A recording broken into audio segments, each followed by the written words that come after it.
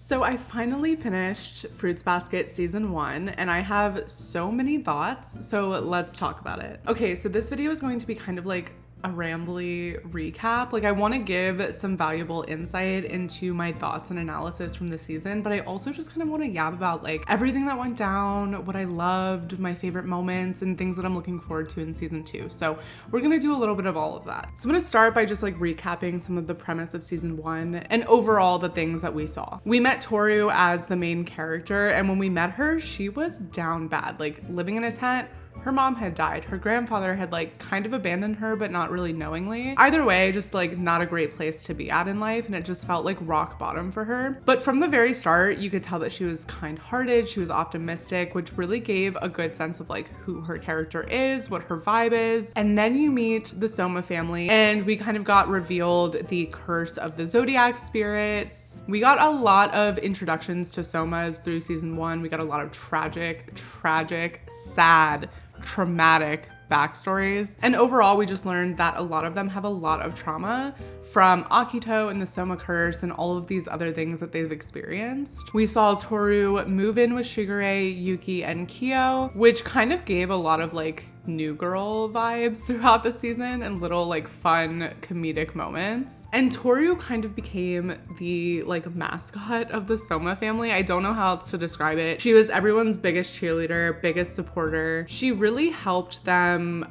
I want to say like fixed their trauma, but she's not a fixer, right? Like that's not what her role is. What she did do is provide a space of support and comfort for all of these characters with their trauma to start to try to heal themselves. And she did that by just accepting who they are, which is always the first step to healing any trauma, is just acceptance. And she truly sees all of these people for who they are and accepted them for that. When the show starts, it like tricks you into thinking it's this fun high school romantic drama. And then it just proceeds to like emotionally demolish you episode after episode after episode. But it does do a really good job balancing like comedic, lighthearted moments and those like regular life moments with this very like emotionally dark, deep storyline that is underlying all of it. I also just want to say that this show is incredibly well written. All of these emotional moments and things that are being said and done are not so profound that it's like we've never heard any of this before, but the way that this show specifically develops the characters and the storylines and how it weaves those emotional moments into the story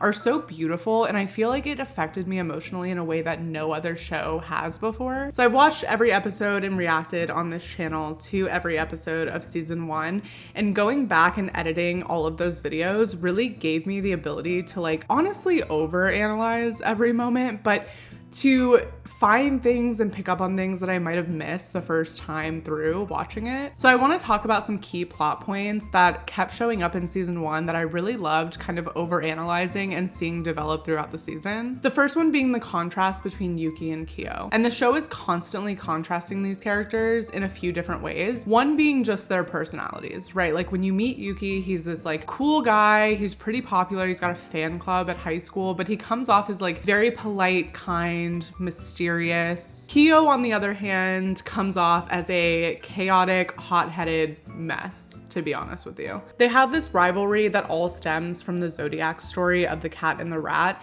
and because of that story, it affects their daily lives and their place within the Soma family, which is the root of a lot of this rivalry and this resentment that they have for each other. But even deeper than that, they both have a strong sense of insecurity and longing for something that the other person has that they feel like they lack. So Kyo sees Yuki as this person who's accepted, and despite all of the trauma and things that Yuki had to experience to get that acceptance into the Soma family, Kyo still feels like because he was born with the cat spirit and therefore is like double cursed kind of, he kind of feels like his lot in life is to be unaccepted or not accepted or unlovable. And so there's that resentment for Yuki, not just because of the story, but also because Yuki kind of represents everything Kyo subconsciously wants but thinks he can't have. And then on the other side, I think Yuki just sees Kyo as somebody who's like free, right? Free to express feelings, to get angry, to lash out, free to rebel against the family kind of, because there aren't those same expectations there. And more importantly, free from the control that Akito has expressed over Yuki for so long. Overall, they're both just deeply damaged, and they're really longing for something they believe the other person has without even considering at what cost the other person has it. And that's kind of where Tohru comes in. Like, she comes in and she's able to see them for who they truly are, not necessarily who they perceive themselves to be. We see her start to help Yuki be more social, come into like accepting his feelings and emotions a little bit more, and be able to express those a little bit more freely. And I think she helps him start to move away from this like facade of perfection that he feels like maybe he has to keep on. And then I think for Kyo, like in his mind, acceptance is acceptance into the family and into the zodiac. And I think Tohru is a representation that like you don't necessarily need to be Yuki or to be accepted the way Yuki is accepted to be loved and accepted and to find a home somewhere. She really provides a space for both of them to grow in their own unique ways, in the ways that they need to grow. And they do start to heal themselves throughout the first season. It also feels like those hostile moments between them start to become fewer and further between as the season goes on. The other way that they're constantly contrasting the two is by their respective relationships with Tohru and how they feel when they have those one-on-one moments. With Yuki, he's very respectful and supportive of Tohru,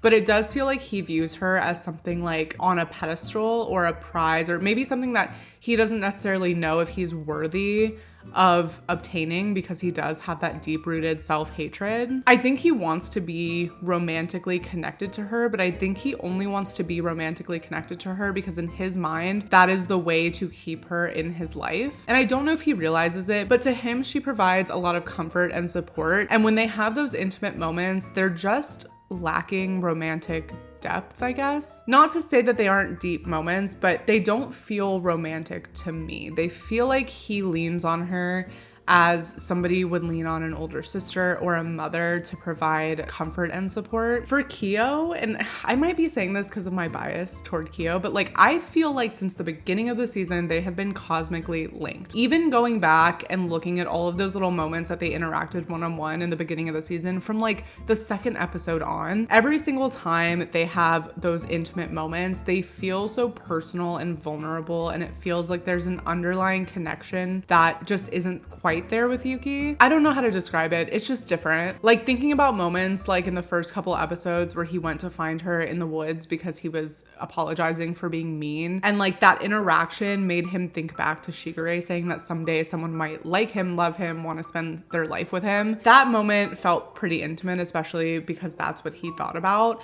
And the moment that they go to get her from her grandfather's house and they have that conversation outside. And then you have the balcony moment in the White Day episode. The romantic nature of their relationship can definitely be felt. And I also think their relationship is based on mutual growth. On the surface, I feel like it's pretty obvious how Tohru is helping Kyo to grow, but I also think Kyo helps Tohru to grow as well. When I think about Yuki, I feel like Yuki wants to do things for Tohru, whereas Kyo wants to empower her to speak up and advocate for what she wants and chase after her dreams. And I don't think it's as obvious as the way Tohru helps him, but I do think that that is a big part of their relationship. The other key concept that I really loved watching is this idea of like found family.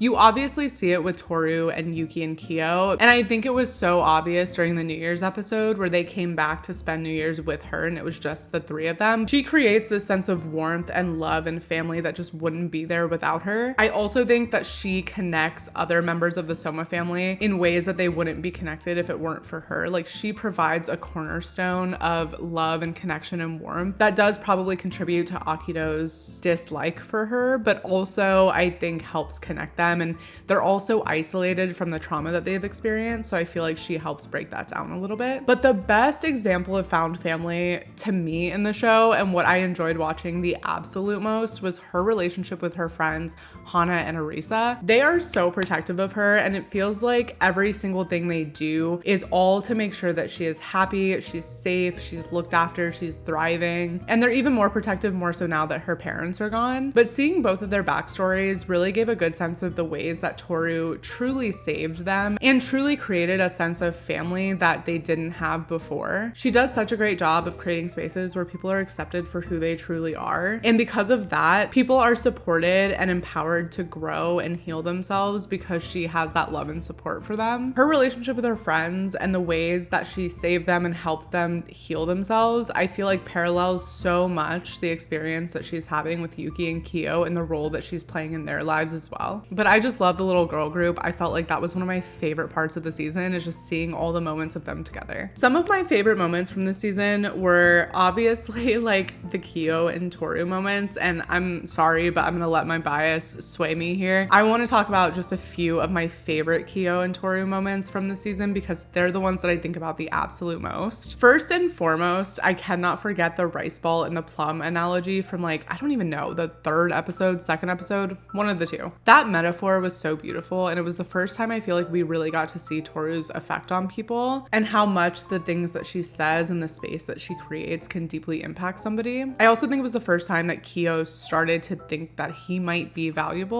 or could be accepted somewhere. I also love the conversation that they had on the roof when she went after him. That was the first time we really got to see his guard down a little bit, even if just for like the shortest amount of time, but being able to see him get excited about something and show her that side of himself, I feel like it was one of those moments that really demonstrated how comfortable she makes him and how deep of a bond they had before they even really got that close. I also have to mention the balcony moment during the White Day episode. That moment was so insane. Like, it feels like in that moment, Kyo truly realized how much he loves her or how much he cares about her. Even if he didn't consciously realize it, it definitely felt like that was a pivotal moment in the first season when it comes to his feelings for her. And then of course, the episode where she's sick and he cooks for her. Those moments were so vulnerable, so sweet, so real. And I feel like it pushed their relationship forward, especially coming right before the reveal of his true form and her accepting him. I feel like when we had all of those backstory episodes, it felt like the plot wasn't progressing as much as it was maybe earlier in the season. So I love that they went back and they helped reestablish like where Kyo and Tohru are at in terms of their relationship with each other before we just dropped into the true form reveal and everything that that brought with it. The moment that Yuki and Kyo brought back Tohru from her grandfather's house is definitely one of my favorite moments because I think it calls back to that contrast between the two characters. You had Yuki like swooping in, his hair like flowing in the wind, the knight in shining armor to bring her back. And then you had Kyo just standing in the back, like physically being like, come on, we're leaving. And then going outside and basically being like, if you wanted to stay, why didn't you just say that, you know? And so I feel like it really does a good job of demonstrating their two different personalities and their two different ways of engaging and interacting with her. Hattori's backstory, I think, is definitely my favorite backstory of any of the Somas. As much as I loved all of the ones that came later, Hattori has a special place in my heart. I love that he has this connection to Tohru that no one else can really have because he experienced losing the love of his life, having to still be around her and see her but not spend his life with her. And Tohru reminds him so much of Kana, so he has this innate need to protect her and wants to make sure that she is safe and protected and that nothing like that ever happens again. I just think his perspective is so special and something no other character in the show has as it relates to Tohru. So I love him, and his backstory broke my heart. And then I think I have to mention all of the flashbacks with Tohru and her mom. Like, you get such a good sense of why Tohru is the way she is. All of these little nuggets of wisdom that her mom shared with her that cross over and affect other people in Tohru's life. It's just so beautiful. And the way that it was visualized in the show, I loved it. So much happened in season 1, but I feel like we still have so many unanswered questions, so many things I need more information or answers on, and things that I'm just excited and looking forward to in season 2. The first of those things is Shigure. I don't know how to feel about his character, if I'm being honest. On the surface, he's very like carefree, he's funny. A lot of the times he's like creepy uncle vibes, but he's actually really smart and extremely manipulative. And whether that's for the good of the group or not has kind of yet to be determined in my mind. We saw a lot of moments where he orchestrated things to go his way, and some of them were very innocent and like not that big of a deal, so they didn't feel very serious, but then some of them were quite ominous. And that just makes me nervous because I don't fully understand his intentions. He definitely talked about having a goal, and my assumption is that that's something related to the curse or breaking the curse, but I don't fully understand his motivation yet. So I don't know if his own personal agenda could be to the detriment of the others, but I feel like it definitely could be. I just also don't really fully understand his dynamic with Akido, and I wavered back and forth throughout the season, just depending on like little moments that happened. I feel like he has this devotion and love for Akido, but I also feel like he wants Akido to fail, whatever that might mean for Akido specifically. It's like a toxic relationship between them because on the back end, he is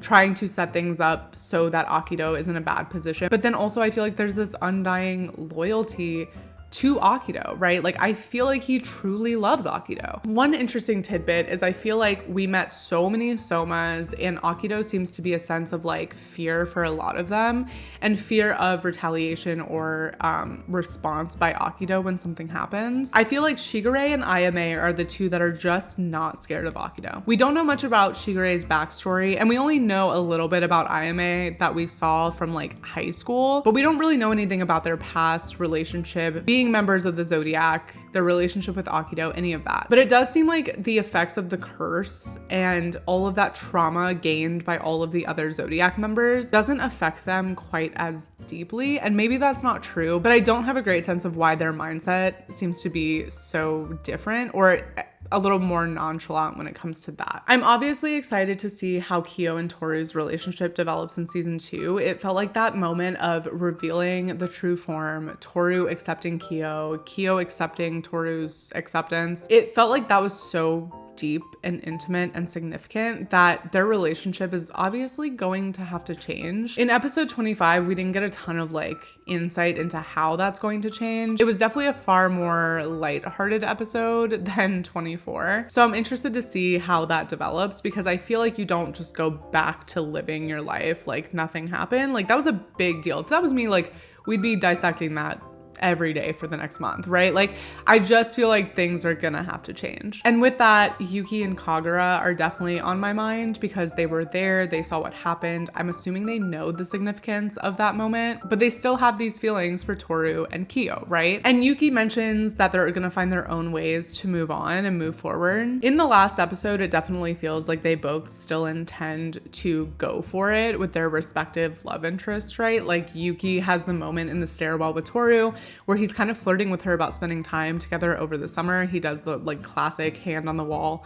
behind her move, which felt a bit cheeky compared to like how he normally interacts with her. And then Kagura on the way back to Shigure's for dinner feels like she's just her typical self chasing after Kyo. And then of course we have to talk about the hat because I know I could look up spoilers. I know I could like over dissect the silhouette, but I genuinely just want to be surprised when it's revealed who it was and the story is told. So I'm not going to do that. Obviously we know that Kyo was listening when Tohru was telling her friends about the hat earlier in the season. And then we know that Yuki saw it later on after the lake episode and definitely had like a visceral reaction to it. So he definitely knows something about it. And I could be swayed either way, right? One of the moments that stands out to me is in episode 23 when Kyo is bringing Tohru food when she's sick and she has the hat for comfort and it falls behind the bed before Kyo walks in. So part of me wonders, is it Yuki that gave her the hat? And is that moment of it falling behind the bed symbolic of like, now she doesn't need the hat for comfort because now Kyo is a sense of comfort for her? I feel like that's thinking too deep into it. Or is Kyo the one who gave her the hat and it's falling behind the bed just so that conveniently he doesn't see it and it's not yet revealed? The story gives Kyo because like, tell me that it doesn't sound like Kyo to like know where she lives but not want to just help her. Like instead he's gonna make her chase him and then not say anything to her and then just put the hat on and leave. That gives Kyo energy to me. But if it's Kyo, like how would Yuki even know about it to begin with? Because it doesn't feel like Yuki would be aware of a moment like that from Kyo's childhood. And we know that Yuki's secret was revealed to a group of classmates earlier on in life and their memories had to be erased. So part of me wonders if that has something to do with this story because whoever gave her the hat obviously knew who she was, knew where she lived, all of that. I've settled on thinking that it is Yuki for now, but we'll see. And then lastly, of course, Tohru's role in the curse and breaking the curse. I think Tohru accepting Kyo and his true form is just part of it. And I know how important and significant it is based on what Kazuma said to Shigure, but at the same time, I feel like there's probably so much more information and details associated about her role and what she is going to do or could do to break the curse. But I think learning more about that will help really paint the picture of like why Akito is so against Tohru, why she affects Akito so deeply. Obviously because Akito feels that control over everyone slips away a little bit when Tohru's there, but I think there's also probably more to it. I think season 1 did an excellent job setting up this overarching storyline of the Soma family curse and Tohru's role in it. It also gave really good detailed context to the characters, and as they were introduced one by one, we learned so much about them, and it helps really understand their motivations and their actions. And now I'm really excited to see all of these things come together and play out in season 2. So thank you so much for watching this video, and thank you so much if you stuck around through season 1 of Fruits Basket on my channel. If you want to see as I react to season 2, go ahead and hit the subscribe button below. The uncut reactions for season 1 episodes are over on Patreon, so I'll put that link in the description box below if you want to check that out. Thank you so much for listening to me yap, and I will see you guys in the next video. Bye.